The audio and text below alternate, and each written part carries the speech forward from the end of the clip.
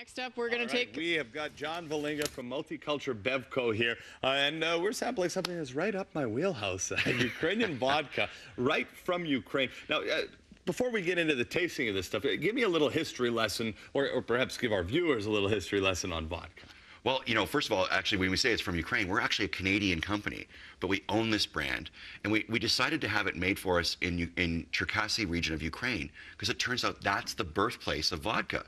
Now, it's a little more complicated than that, because the Polish will say it was Poland, the Russians will say it was Russia. Yeah. And they're also kind of right, because 600 years ago, they were fighting over that part of the world, and they both owned it at one point or another. So, well, exactly. And even before that, it was just Kievsky Rus, et cetera, et cetera. We'll save the history lesson on that for later. But how did vodka come to be, and what is it made of, and what are the properties and characteristics? Well, the best vodkas are made with rye and wheat. Like in North America, we haven't had vodka except for the last 55 years. We tend to make it out of corn, which is not nearly as sophisticated as rye and wheat.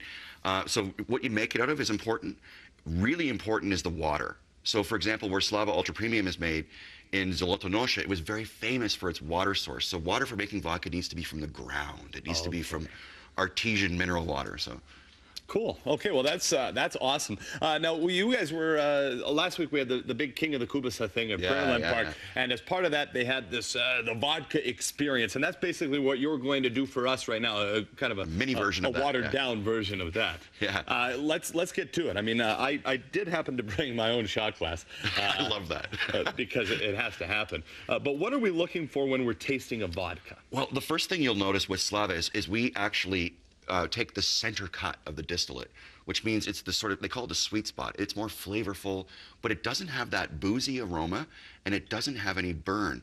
So before you drink it, have a smell, and you're going to notice that it doesn't have that boozy aroma. Yeah, right? no, that's because we got rid of the light alcohols, and most of the time you're experiencing that. So have a sip now, and you're going to find that it doesn't burn your mouth anywhere near the same way that it normally does. It's very soft and very smooth. So what you're looking for with a vodka is that, you know, that softness, the smoothness, and also some character. Do you notice that long finish? And there's real taste there. So that's really important, as well as to actually have something going on besides just alcohol and water. Absolutely. No, it makes a lot of sense. Certainly a lot of times we will chill a vodka or something to try and take that bite off, but this is room temperature, and I can attest that that's smooth. You take it from me, folks. I know a little thing or two about it. Well, talking about the chilled, is we actually designed the bottle so it fits in the freezer. Okay. So you can put, there doesn't, you know, put a bag of peas in there. So yeah, it's great right out of the freezer. It's like a good way to do it, is just drink it straight right out of the freezer. Perfect. Now, not everybody is quite as hardy as us and wants to drink it straight. So you'll show us how to mix up a couple cocktails, martinis. Yeah, we'll do some martinis, and and really simple ones. One, you know, stuff you can get at the grocery store, and that, you know, 1 or 2 ingredients and that kind of stuff. So perfect. All right, well, stay tuned. We'll trade in the shot glass for one of these martini glasses when we come back. I guess you could call it Martini Monday here on CTV Morning Live. John Vellinga joining us now, and we're getting right into the martini business here. You're going to teach me how to make the classic martini. Absolutely. We got to know, as this is really simple to do. People get intimidated. First things first, we got to chill our glasses. Okay. So let's put some ice in these glasses so that they're nice and cold. And what we do with the classic martini is it's all about the vodka. So we'll put a big scoop of vodka. Oh, sorry, big scoop of vodka. Big scoop of ice in the shaker. Okay. And now what you're going to do is you're going to pour as much vodka as you want in that thing. And it's just going to be all about just Slava makes a beautiful classic martini. So it's all about the vodka. And a dry martini these days means almost no vermouth. Okay. But one thing we're going to do is we're going to actually put a lemon zest in. Okay. Yeah, so cap that up. Not stir. Give it a shake, but not too hearty. Like just enough to cool it down. I'll get rid of your ice.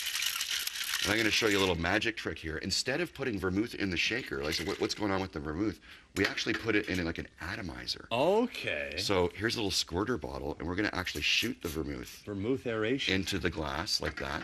Perfect. And then I just shoot it in like that. And if you like, you could put a swizzle of olives on that. Okay. Perfect. But we'll show what a classic martini looks like. Nice and clear and cold. Oh, it is cold. Yeah. The shaker getting nice and chilled in the hand. Yeah. So that's a classic martini. Olives are a twist on that. Okay. And the trick is, you'll notice, I put a lot more vodka no boozy smell, but you can smell that vermouth, but it's not going to affect it too much, right? So, na zdrowie. Na zdrowie. There we go. Have a sip. Oh, that's nice. Isn't that great? That's very good. For a classic, it's just beautiful. All right, and now we got some fruit ones too to make. Absolutely, and not everybody's up for the classic martini. It's a bit of a strong drink. Yes. So let's try making something a little fruity, but what I want to do is show people how easy this is, that you really don't need flavored vodka. You know, you get raspberry flavored vodka. Guess what? We got a whole thing of raspberries here. Perfect. Just grab a handful and throw them in there. Handful of raspberries, in they go. I'm gonna have to wash my hands right away. And this is just white cranberry juice, so we'll put 2 parts of the white cranberry juice in. Now throw some vodka in there. All right. And we'll cap her up and really give this one a good shake, because we want to, we want to bust up those raspberries real good. So we want to get all the flavor out of that and right into the vodka. You got it, yeah. So bust them up real good. You got it.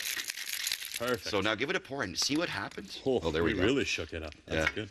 See what happens is all those raspberries break up and all the fruit jewels are coming out. Look at that. Wow, look at that. And the color. So you don't, and that's actual raspberry flavored raspberry vodka. So, yeah, you know, natural. Check that out. You can see the little, it's almost like it's got its own garnish. That's and great. if you want, make it look real pretty. Put a little swizzle with some blueberries in there. See if we can get a tight shot of that there. And I'm sure that we will. Now, you can do this with any type of fruit, right? Oh, yeah. You know, that's one of the beauties of it, is use fresh things, fresh garnishes, that sort of stuff. Raspberries, I brought some blueberries, we brought blackberries. We have this, like a pomegranate blueberry juice. We could actually make a martini out of that too. It'll be darker. We throw some blueberries, it'll be almost purple in color. Oh, really? Okay, well, perfect. We'll keep mixing, but the moral of the story, I guess, is that you can put anything you want in it. You start with a good, smooth vodka, and the sky's the limit imagination-wise. Absolutely, yeah. Excellent. All right. Well, thanks very much. Thanks, Mike. John Vellinga, he is the vodka guru, I guess we can call you. Yeah, we do vodka education. That's the whole thing. Yeah. Vodka appreciation, man. Yeah. Right on. Well, thanks very much. And when we return, we'll have your answers to the question of the day and maybe a couple more martinis.